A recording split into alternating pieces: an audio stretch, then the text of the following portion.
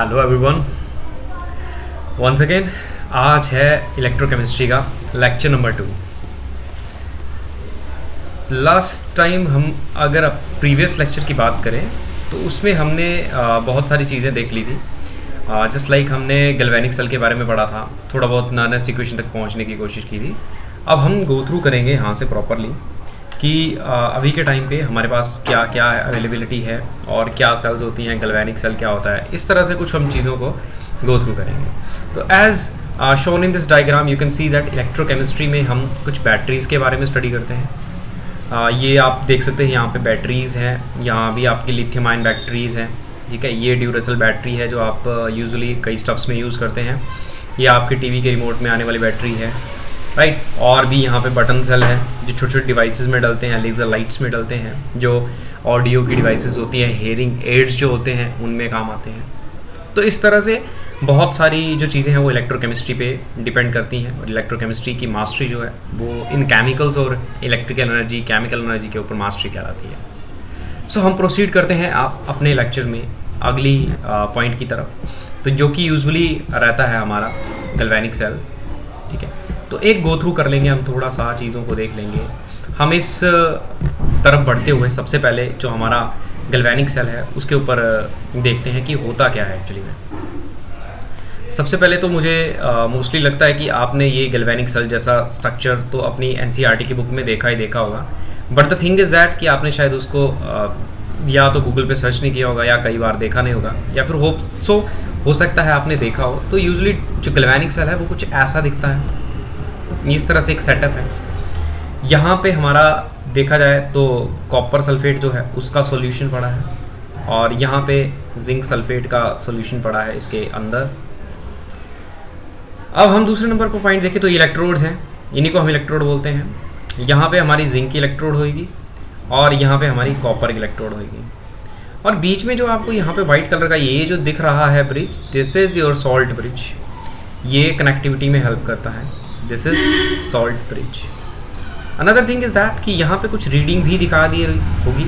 ये जो रीडिंग है ये शो कर रही है कि यहाँ से कितने वोल्टेज का करंट जो है वो जनरेट हो रहा है। यूजुअली यहाँ पे 1.08 वोल्ट के आसपास का करंट जो है जनरेट हो रहा है इस सेल के थ्रू। और ये जो सेल है, ये जो यहाँ से जो करंट जनरेट हो रहा है, इसको आप यूज़ कर सकते हैं कुछ डिवाइसेस को चलाने के लिए। जैसे कार की बैटरी हो गई तो वहाँ से जो करंट चलता है वो यूजुअली इसी काम में आता है। अब करते हैं हम स्टार्टिंग हमारे डैनियल सेल से। डैनियल सेल में अगर इसकी कंस्ट्रक्शन को देखें तो यहाँ पे जिंक की इलेक्ट्रोड लगी है। इलेक्ट्रोड वो मेटल का पार्ट होता है या मेटल का वो पीस होता है जो कि क्या करता है, इलेक्ट्रिकल कंडक्टिविटी में हेल्प करता है। तो हम यहाँ पे इलेक्ट्रोड को बोल सकते हैं कि यहाँ पे जो इलेक्ट्रोड होती है हमारी इलेक्ट्रोड, द सब्सटेंस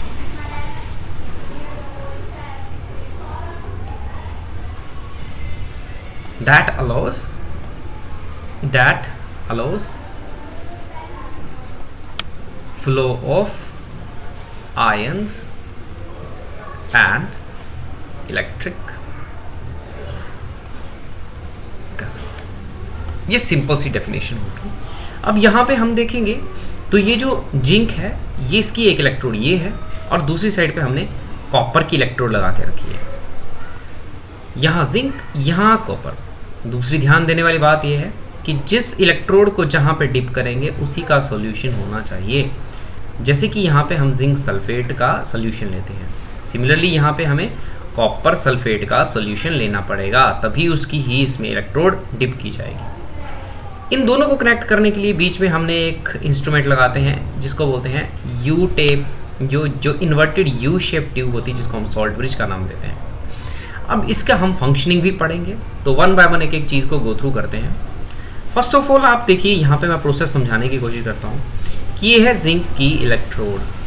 धीरे धीरे क्या होता है कि यहाँ से जो आयंस हैं वो यहाँ पे जाते रहते हैं, जिंक 2 पॉजिटिव आयंस। सॉल्यूशन जो है हमारा वो है जिंक सल्फेट का, जिस मीन यहाँ पे जिंक और सल्फेट के जो आयंस हैं वो कम्प्लीटली यहाँ पे स्ट्रॉन्ग इलेक्ट्रोलाइट की वजह से यहाँ पे प्रेजेंट है। धीरे धीरे इलेक्ट्रोड से टूट करके आयंस यहाँ जा रहे हैं, बट जो टूट रहे हैं बट इलेक्ट्रॉन्स यहीं पे रह रहे हैं। यही इलेक्ट्रॉन यहाँ से फ्लो करते जाएंगे। अब इलेक्ट्रॉन यहाँ से जा रहे हैं, इसका चार्ज है नेगेटिव, स्टिल इसको हम यहाँ पे नाम देते हैं एनोड, क्योंकि एनोड पे होती है ऑक्सीडेशन, जो कि आप यहाँ पे लिख भी सकते हैं कि एनोड को अगर हम बात करें तो एनोड में होती है oxidation. This means zinc is getting oxidize to zinc 2 positive plus 2 electrons, या आप देख सकते हैं। जबकि हमारा कैथोड जो होगा, कैथोड पे होनी चाहिए रिडक्शन। दिस मीन्स जो यहाँ पे कॉपर है, कॉपर जो ये इलेक्ट्रॉन का फ्लो यहाँ से आ रहा है, यहाँ पे इकट्ठे होना स्टार्ट हो जाएंगे इलेक्ट्रॉन्स, और सॉल्यूशन से जो कॉपर 2 पॉजिटिव और सल्फेट 2 नेगेटिव के जो आयंस हैं, वहाँ से कॉपर के आयंस इन इलेक्ट्रॉन को लेकर के इस कॉपर की रोड पे डिपॉजिट होते जाएंगे। एज अ रिजल्ट कॉपर की रोड जो है वो साइज में बड़ी होती जाएगी। क्यों? क्योंकि कॉपर 2 पॉजिटिव आयन सॉल्यूशन से इसमें चले जा रहे हैं। अब देखो कॉपर यहाँ से क्या कर रहा है, कॉपर अगर ध्यान से देखोगे, कॉपर 2 पॉजिटिव आयन यहाँ सोल्यूशन से 2 इलेक्ट्रॉन जो है इलेक्ट्रोड के थ्रू लेकर के कॉपर को सॉलिड बना रहा है, या यहाँ पे कॉपर सॉलिड बन रहा है, यानी कि वहाँ पे मैटर की डिपोजिशन हो रही है, डिपॉजिट हो रहा है। जबकि ऊपर के केस में क्या हो रहा था, डिसॉल्व हो रहा है। तो ये वाली जो इलेक्ट्रोड है, वो इलेक्ट्रोड जो है वो साइज में कम होती जाएगी, जबकि ये वाली इलेक्ट्रोड साइज में क्या है, बड़ी होती जाएगी। ये डिफरेंस था बेसिक सा। अब देखो, क्योंकि इलेक्ट्रॉन्स का फ्लो है इस तरफ को, तो करंट का फ्लो किस साइड को हो जाएगा, बिल्कुल इस तरह से। और कुल मिला के जिंक जो इलेक्ट्रॉन यहाँ से भेज रहा है और कॉपर जो इलेक्ट्रॉन यहाँ पे ले रहा है, कुल मिलाकर के 1.1 वोल्ट का इलेक्ट्रिक करंट प्रोड्यूस करेंगे। क्लियर? तो इस सर्किट से कितना करंट मिलेगा, 1.1 वोल्ट का। बस ये हमें यहाँ से समझना है। अब मूव करते हैं अगले स्टेप की ओर, कि लेट्स से यहाँ पे हमारे पास इस सर्किट में जो आपके पास 3 डायग्राम्स हैं, एक मोमेंट में आप नीचे देखिए, ये है आपकी पहली डायग्राम, ये है हमारा नीचे का इतना सर्किट। इस सर्किट में अगर ये दे रहा है मुझे 1.1 वोल्ट का करंट, अगर मैं बाहर से कोई एक एक्सटर्नल रियोस्टैट या कुछ बैटरी जैसी लगा दूं जो कि इक्वल एंड अपोजिट चार्ज देना शुरू कर दे, अपोजिट करंट जैसा देना शुरू कर दे, तो उसका इस सेल पे क्या फ़र्क पड़ेगा, वही हम इन 3 कंडीशन में पढ़ेंगे। अगर आप इलेक्ट्रिक करंट जो बाहर से लगा रहे हैं, जो इस सेल के अंदर करंट प्रोड्यूस हो रहा है वो है 1.1 वोल्ट, अगर उससे कम है, यानी ई एक्सटर्नल जो है वो कम है 1.1 वोल्ट से, तो हमारे पास जो इलेक्ट्रॉन फ्लो है वो कहाँ से कहाँ जाएगा, बिल्कुल जिंक से कॉपर, वो जिंक से कॉपर की तरफ जाएगा। और हमारा करंट है, करंट कहाँ फ्लो करेगा, कॉपर से जिंक की तरफ। ये होता है। दूसरी बात, जो ये सेल है वो सेल जनरेट कितना करेगा, it is going to generate 1.1 volt. Clear? इस पे कोई फर्क नहीं पड़ेगा अगर एक्सटर्नल बैटरी भी जुड़ जाए तो। बट अगर बाहर का current exactly equal to 1.1 volt है, तो ध्यान रखना ये इक्वल और ऑपोजिट करंट है। अब क्या होगा, ये आपको भी पता है कि अगर ये जो है ये जनरेट कर रहा था 1.1 वोल्ट और बाहर से हमने बिल्कुल ऑपोजिट करंट दे दिया 1.1 वोल्ट का, तो एज अ रिजल्ट क्या इम्पैक्ट पड़ेगा, तो इम्पैक्ट ये पड़ने वाला है कि अब जो है यहाँ से एक दूसरे को अपोज करेंगे, यानी कि इक्वल एंड ऑपोजिट चार्ज की वजह से कैंसल आउट करेंगे। एज अ रिजल्ट जो ई एक्सटर्नल है अगर 1.1 वोल्ट का होगा, तो देखिए क्या होगा। पहली बात, इलेक्ट्रॉन फ्लो जो है, क्योंकि ऑपोजिट साइड से करंट आ रहा है, ऑपोजिट करंट है, स्टॉप कर जाएगा। अगर इलेक्ट्रॉन फ्लो स्टॉप कर गया तो जो आई है यानी करंट है हमारा, वो भी फ्लो करना बंद कर देगा। दिस मीन यहाँ पे सेल की वर्किंग बंद हो चुकी है। और थर्ड कंडीशन है कि अगर हमने बाहर की बैटरी का करंट जो है वो ई एक्सटर्नल करंट जो है 1.1 वोल्ट से ज़्यादा का कर दिया, तो क्या होगा। अब देखो बाहर से आ रहा है उल्टा करंट, तो अब क्या होगा, ये सेल को उल्टा कर देगा, रिवर्स कर देगा। अब क्या होगा, जो इलेक्ट्रॉन फ्लो थे वो पहले जा रहे थे जिंक से कॉपर की ओर, अब क्या हो जाएंगे, इलेक्ट्रॉन फ्लो क्या हो जाएगा, वो आ जाएगा आपका कॉपर से जिंक की ओर। और दूसरी चीज़, अब इलेक्ट्रॉन यहाँ की तरफ ट्रैवल करेंगे। अनदर थिंग, दूसरा क्या होगा कि यहाँ पे दूसरी चीज़ कि जो करंट था वो भी आपका उल्टी डायरेक्शन में चला जाएगा। जिंक से किस तरफ? कॉपर की तरफ कौन जाएगा? करंट जाएगा।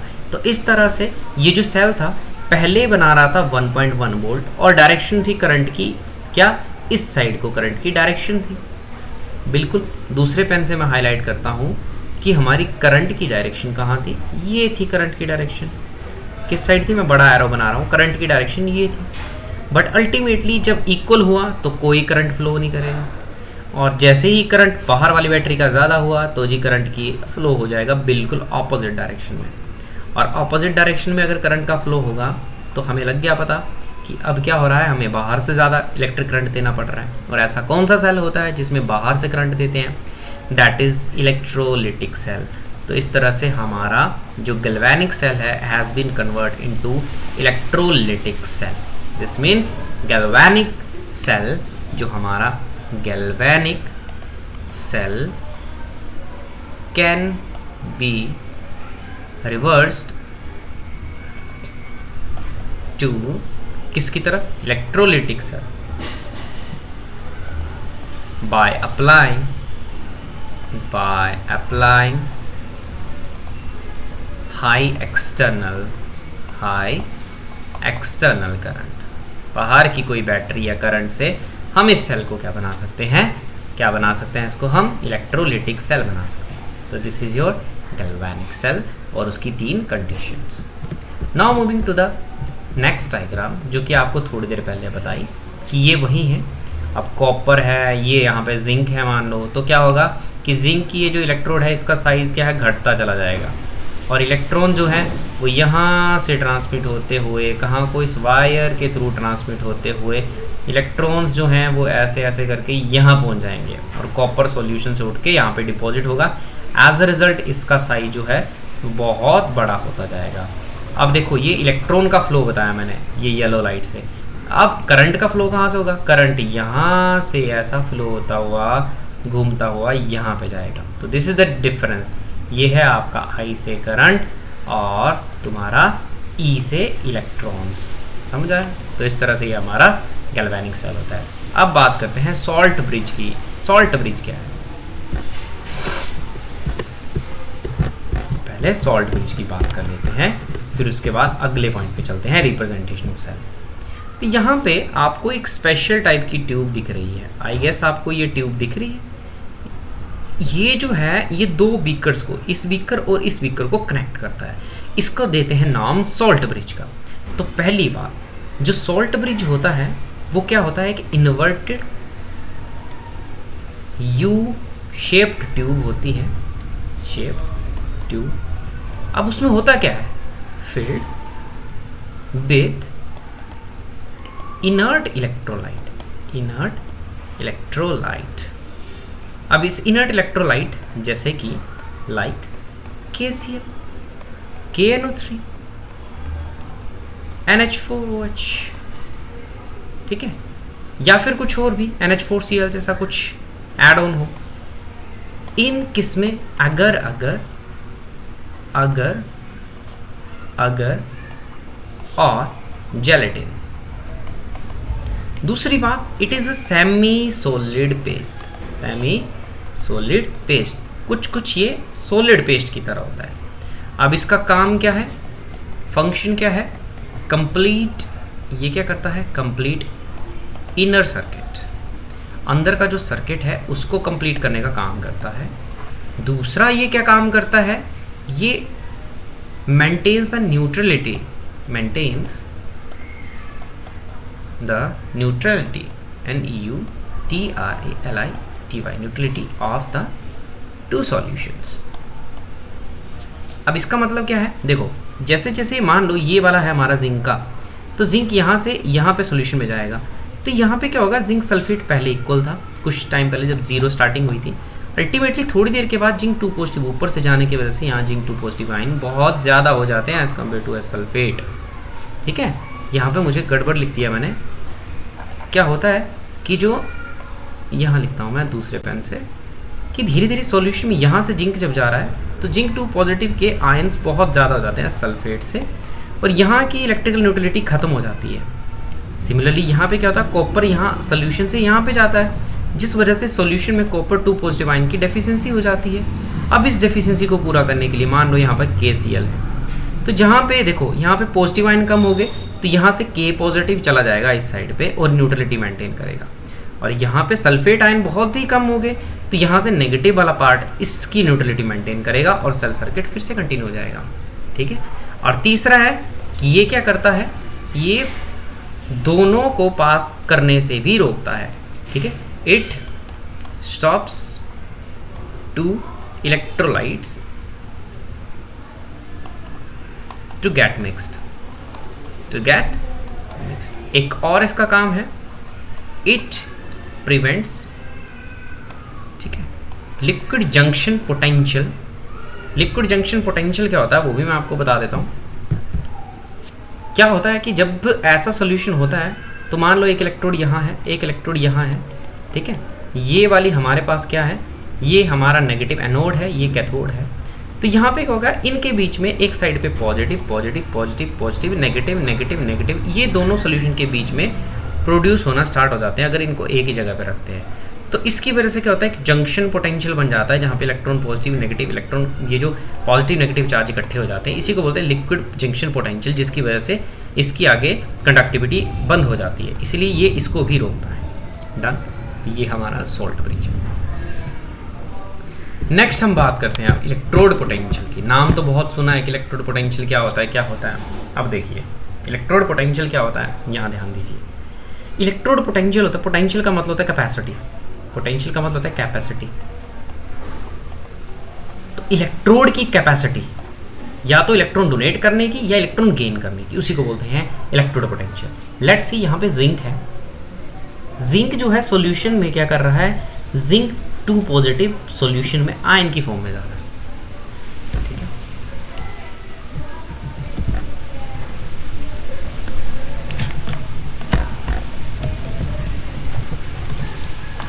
Just take a moment, one moment.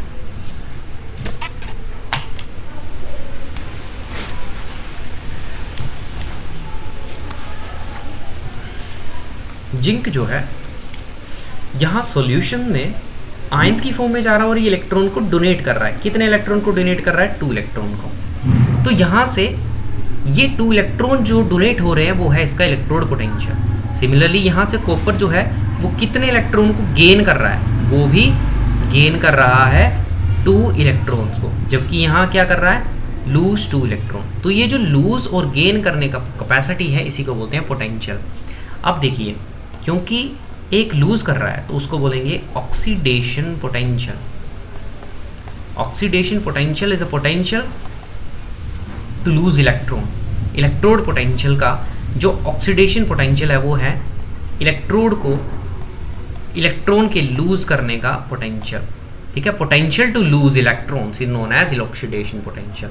Similarly दूसरा आता है हमारे पास रिडक्शन पोटेंशियल।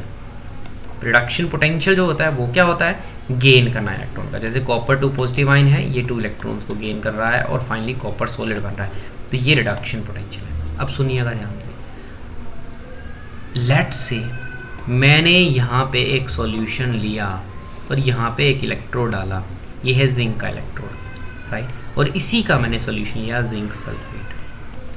अगर इस टाइम पे 2 इलेक्ट्रॉन लूज कर रहे हैं, अगर ये सॉल्यूशन की कॉन्सेंट्रेशन है 1 मोल पर लीटर यानी 1 मोलर, और टेम्परेचर की कंडीशन है 298 केल्विन यानी room temperature, right, room temperature RT लिखा, दूसरा सॉल्यूशन 1 मोलर है, तो ऐसी कंडीशन में जो इलेक्ट्रॉन लूज हो रहे हैं या इलेक्ट्रॉन गेन हो रहे हैं उसी को बोलेंगे स्टैंडर्ड इलेक्ट्रोड पोटेंशियल। तो standard electrode potential is electrode potential at the standard conditions like 1 molar electrolyte concentration and 298 Kelvin temperature condition। और अगर SHE स्टैंडर्ड हाइड्रोजन इलेक्ट्रोड होगी तो वहाँ पे गैस जो होगी, तो गैस के लिए कंडीशन लेंगे हम SHE में 1 बार।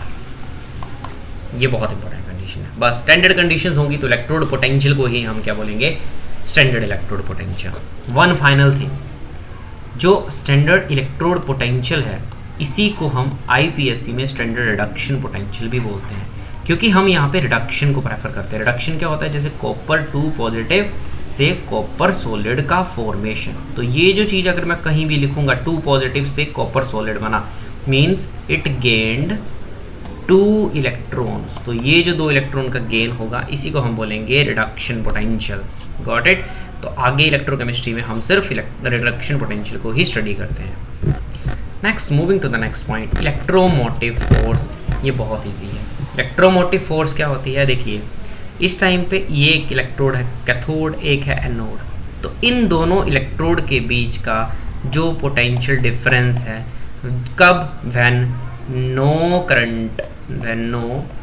Current is flowing between them, जब इनके बीच में कोई भी करंट फ्लो नहीं कर रहा होगा, तो उस टाइम पे जो इनका जितना भी पोटेंशियल डिफरेंस आएगा उसी को हम क्या बोलेंगे इलेक्ट्रोमोटिव फोर्स, EMF। यूजुअली जो इलेक्ट्रोकेमिस्ट्री के क्वेश्चंस हैं उसमें EMF ही निकालने को आती है, एक तरह से ई सेल ही बोल सकते हैं इसको हम। फाइनली हम पहुंचते एक चीज़ पे जिसको बोलते हैं cell potential, that is E cell. E cell क्या होता है, आपकी एनोड या कैथोड या दोनों इलेक्ट्रोड के बीच का पोटेंशियल डिफरेंस। अब पूछोगे पोटेंशियल डिफरेंस क्या होता है, भाई पोटेंशियल डिफरेंस जो है यूजुअली हम देते हैं वोल्ट में। दूसरी बात, एक तरह से ना ये क्या होता है, कैपेसिटी होती है, एक कैपेसिटी टू लूज इलेक्ट्रॉन और गेन इलेक्ट्रॉन। ये बोल सकते हैं कि मतलब ये इलेक्ट्रोड जो है यहाँ से कितने इलेक्ट्रॉन पुश कर रहा है, कितने इलेक्ट्रॉन पुश करने की कैपेसिटी है, वही उसका क्या आ जाएगा, पोटेंशियल डिफरेंस आ जाएगा। अब देखिए यहाँ पे ई सेल जो है हम लिखेंगे ई राइट माइनस ई लेफ्ट। यहाँ पे देखो राइट में क्या है, कॉपर, ये क्या है, कैथोड। कैथोड में क्या होती है, रिडक्शन। कैथोड में होती है रिडक्शन। तो देखिए यहाँ पे E, this is on the right side, तो मैं लिखूंगा रिडक्शन किसकी हो रही है, Cu2 पॉजिटिव से Cu। दूसरी बात माइनस, दूसरी साइड क्या है, जिंक। जिंक की होती है ऑक्सीडेशन, पर मुझे लिखना है उसको रिडक्शन की फॉर्म में, तो I am going to write E Zn2 positive by Zn। इसी को हम बोलते हैं ई सेल। दोनों इलेक्ट्रोड्स के बीच का जो डिफरेंस है, उनके जो EMF का डिफरेंस है, उसी को इलेक्ट्रोड पोटेंशियल बोलते हैं। और दूसरी बात, अगर स्टैंडर्ड कंडीशन है जैसे 1 मोलर कंडीशन है, तो ई के ऊपर ऐसा नोड लग जाएगा सेल, तो हम उसको सेम यही चीज़ लिखते हैं, E naught Cu2 positive by Cu minus E Zn2 positive and Zn। बस ये चीज़ हो गया, राइट, ये हो गया। अब इसी फॉर्म में हमें सेल को रिप्रेजेंट करना भी आना चाहिए, जो कि हमारा ऊपर का टॉपिक है। What is this? This is basically our topic of galvanic cell, the representation of cell. Representation of cell के लिए आपको पहले सेल को बैलेंस केमिकल इक्वेशन देना आना चाहिए।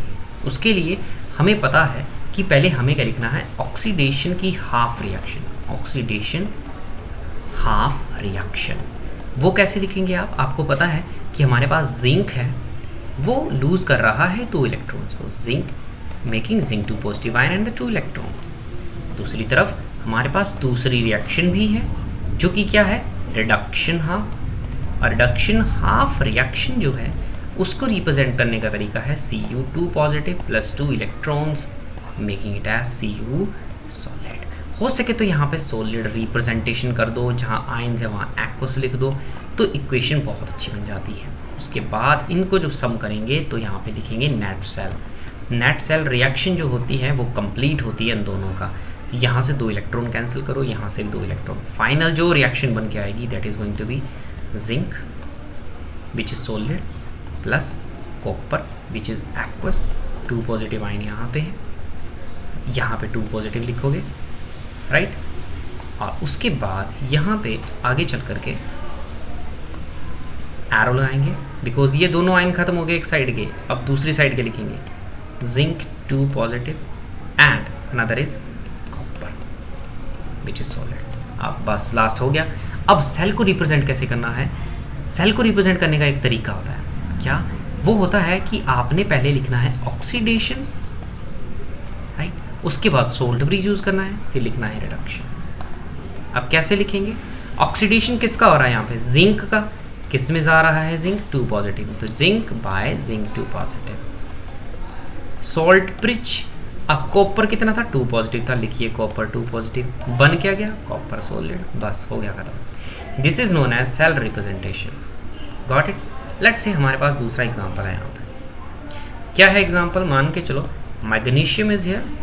मैग्नीशियम के साथ हम रिएक्शन करा देते हैं Mg plus Fe2 positive give rise to Mg2 positive plus Fe।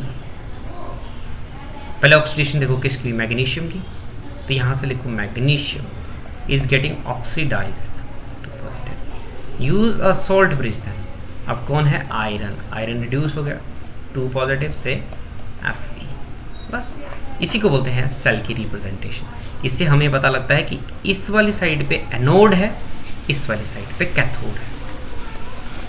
और फिर वो बीकर में भी आप देखोगे तो आपको समझ आ जाएगा, ये है बीच में लगा हुआ सोल्ट ब्रिज, जिसको आप डबल फेज लाइन से शो करते हैं, राइट।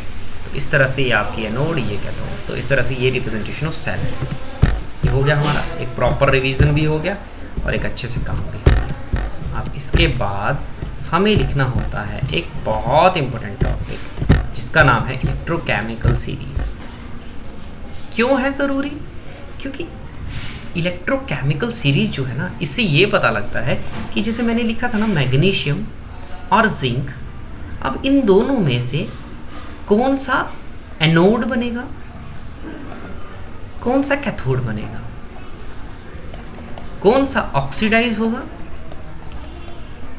और कौन सा रिड्यूस होगा, ये पता कैसे लगेगा?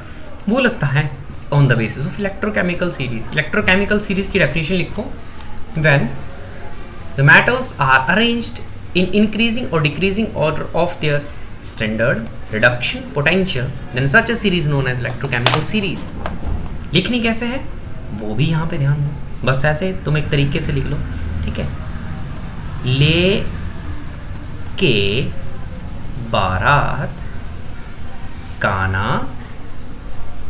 मजे से आला, ठीक है।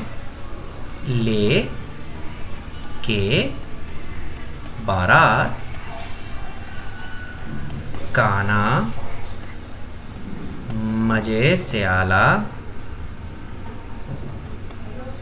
ठीक है। ये ध्यान रखना, पूरी सीरीज बताऊंगा, बस अभी यहाँ पे मैं ना इसको इस फॉर्म में लिख रहा हूँ, थोड़ा थोड़ा तोड़ तोड़ के लिख रहा हूँ। मजे से आला। चलो एक काम करता हूँ, लेट मी, हो सके तो मैं इसको यहाँ से उठाता हूँ, परे वाली साइड लिखता हूँ। चलो कोशिश है ये यहाँ पे सेट आ जाए, फिर मज़ा आएगा इसको करते करते। हाँ गुड। अब आगे लिखते हैं, लेके काना मजे से आला, ठीक है। आगे करेंगे, मन जाने को करे, ठीक है। मन जाने को करे, यहाँ पे क्रोमियम भी आता है बीच में। मन जाने को, यहाँ पे क्रोमियम, तो उसके बाद फैंक 2 छापा CHAP, कोई बात नहीं, इसको हम करते हैं ऊपर A, ठीक है। अब मन जाने को करे, फैंक 2 जो होता है ना, 2 का मतलब होता है CD, कैडमियम, ठीक है। बताता हूँ यहाँ पे, फैंक, इसके बाद CD 2, इसके बीच में ना एक स्पेशल चीज़ आती है, बताता हूँ क्या।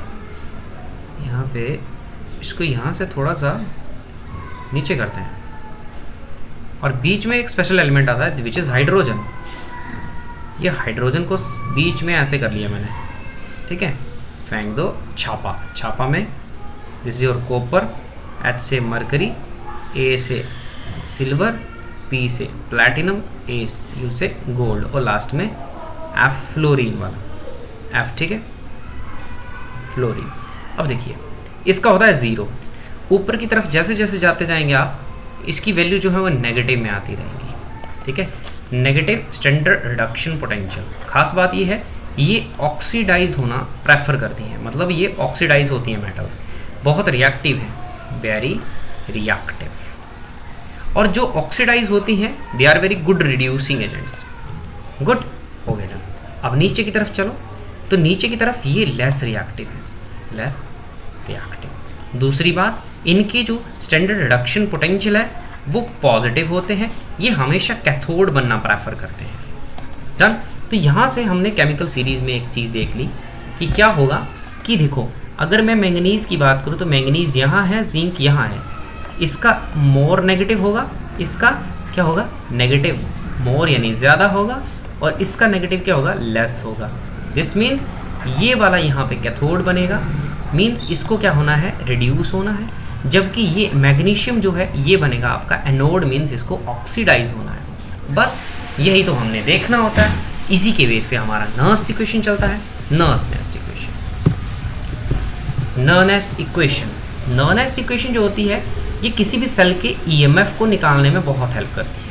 इसके लिए हमें स्टैंडर्ड सेल निकालना होता है, minus R T N F L N, उसके बाद हम लिखते हैं यहाँ पे प्रोडक्ट अपॉन रिएक्टेंट।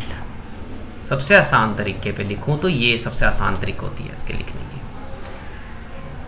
बस अब यहाँ देखिए, लेट्स से हमारे पास 4 डैनियल सेल, ठीक है, तो Daniell DANIELL cell, Daniell cell. Daniell cell की इक्वेशन होती है zinc plus copper 2 positive, it forms क्या बनाता है ये बनाता है copper solid plus zinc 2 positive. अब हमें दोनों का ही रिडक्शन की फॉर्म में लिखना है, तो E पहले लिखूंगा कॉपर, ठीक है, कॉपर का लिखूंगा मैं 2 पॉजिटिव से कॉपर बन गया, और दूसरा लिखूंगा E का जिंक का 2 पॉजिटिव से जिंक बन गया। बस यहाँ से ही पूरा इक्वेशन बन जाता है।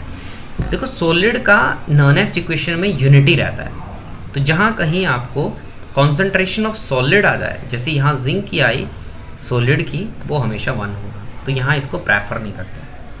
यहाँ पे देखिए, अब लिखना क्या है मेरे को लिखना है ई सेल। स्टैंडर्ड सेल कैसे निकलता है भाई, बहुत आसान है। ई स्टैंडर्ड सेल पता है, मतलब ई कैथोड माइनस एनोड, कैथोड बनेगा। इसका इलेक्ट्रोकेमिकल सीरीज में भी पता है, क्योंकि इसकी वैल्यू पॉजिटिव आती है और इसकी वैल्यू नेगेटिव आती है, राइट। ये नेगेटिव 0.76 है और ये 0.34 है, खुद ही देख लो यहाँ पे। ई कॉपर 2 पॉजिटिव से कॉपर 2, कॉपर सिंपल, माइनस दूसरा क्या लिखूंगा मैं यहाँ पे, मैं लिखूंगा यहाँ पे ई स्टैंडर्ड किसका, जिंक 2 पॉजिटिव बाय जिंक, आगे लिखूंगा माइनस आर टी, ठीक है, R T N F L N. अब देखो इसमें देखो यहाँ पे ये रिएक्टेंट्स हैं और ये प्रोडक्ट्स हैं। एक सॉलिड है, इसकी वैल्यू यूनिटी आ जाएगी, यानी कि 1 आ जाएगी, बचा जिंक, तो यहाँ पे लिखो Zn2 पॉजिटिव, और नीचे चलो, नीचे है हमारा यहाँ पे रिएक्टेंट, इसका तो 1 आ गया, इसका ही बचा, दैट इज कॉपर 2 पॉजिटिव। ये हमारी नर्स्ट इक्वेशन बन जाती है। इसको अगर दूसरी फॉर्म में लिखना चाहूँ, आई कैन राइट, इन दोनों की वैल्यू आ जाएगी कुछ ना कुछ यहाँ से, ठीक है, और वही वैल्यू आगे चल पड़ेगी, ठीक है। अब दूसरी चीज़ यहाँ आर्टिकल है, इसको लॉग की फॉर्म में लिखना है, तो देखो आर की वैल्यू, आर है यहाँ पे गैस कॉन्स्टेंट, टी है टेम्परेचर, एन जो है वो है इलेक्ट्रॉन का एक्सचेंज। यहाँ के केस में कितने इलेक्ट्रॉन जा रहे हैं, 2, तो यहाँ 2 लिखते हैं।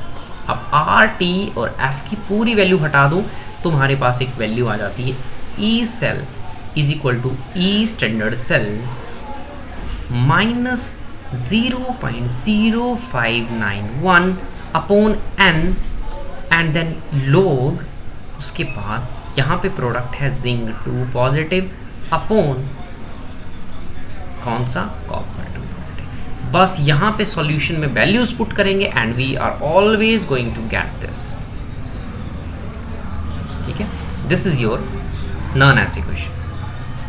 Moving to the next thing that is Nernst equation. अब यहाँ पे लिखनी भी है, चलो लिखते हैं। यहाँ पे कैसे लिखेंगे, बहुत आसान है। ये देखो, ये हो रही है ऑक्सीडेशन, ये हो रही है रिडक्शन। तो पहले पूरी की पूरी इक्वेशंस लिखनी पड़ती हैं। निकल क्या कर रहा है, nickel is getting converted to Ni2 positive plus 2 electrons. दूसरी तरफ चलिए, सिल्वर है, सिल्वर जो है वो क्या कर रहा है, यहाँ पे सिल्वर जो है इलेक्ट्रॉन गेन कर रहा है और बन रहा है Ag सॉलिड। तो देखो यहाँ पे इलेक्ट्रॉन्स क्या है, इसको 2 से मल्टीप्लाई करना पड़ेगा, तब जाके हमारे पास यहाँ भी 2 आएगा, यहाँ भी 2 आएगा और यहाँ भी 2 आएगा। एज अ रिजल्ट 2 इलेक्ट्रॉन यहाँ से कैंसल आउट हो गए, तो यहाँ से n फैक्टर आ गया 2 इलेक्ट्रॉन्स, ये याद रखना है। अब इक्वेशन बनेगा nickel plus 2Ag positive give rise to Ni2 positive plus 2Ag। अब इसी का मुझे नर्नेस्ट इक्वेशन लिखना है, क्या लिखूंगा, E cell is equal to E standard, cathode कौन सा है, ये रिड्यूस हो रहा है, तो यहाँ लिखूंगा मैं Ag पॉजिटिव से Ag माइनस क्या लिखूंगा, ई स्टैंडर्ड।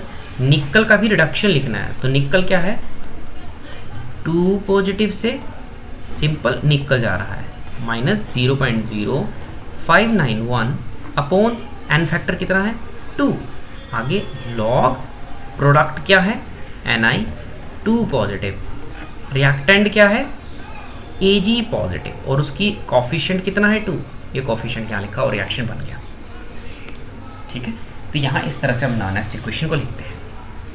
अब चलते हैं ABCD। अगर आपके पास कुछ इस तरह से दिया हो और एन फैक्टर ये दिया हो, ठीक है, ये सब कुछ है, तो यहाँ पे हमें लिखना क्या है, बहुत आसानी से लिखेंगे हम, ई सेल यानी EMF of the cell will be equal to E standard cell minus 0.0591 upon N electron, तो एन लिखेंगे, आगे हम लॉग की फॉर्म में लिखेंगे इसको, तो प्रोडक्ट क्या है, C की कॉन्सेंट्रेशन C, D की कॉन्सेंट्रेशन D, उसके नीचे रिएक्टेंट्स हैं A की कॉन्सेंट्रेशन A एंड B की कॉन्सेंट्रेशन B, और ये नॉनेस्ट इक्वेशन बन गया। बहुत आसान होता है नॉनेस्ट इक्वेशन लिखना, एन फैक्टर भी सब कुछ यहाँ है और सारे रिएक्शन भी है, तो ये नॉनेस्ट इक्वेशन बनती है। अब मूव करते हैं अगले चीज़ पे, तुम्हारे लिए होमवर्क भी है यहाँ पे, don't worry, there is also homework here, so just give me a moment. यहाँ पे थोड़ा कुछ बैक हो गया है, तो let me fix it once again, कुछ गड़बड़ आ गया है यहाँ पे।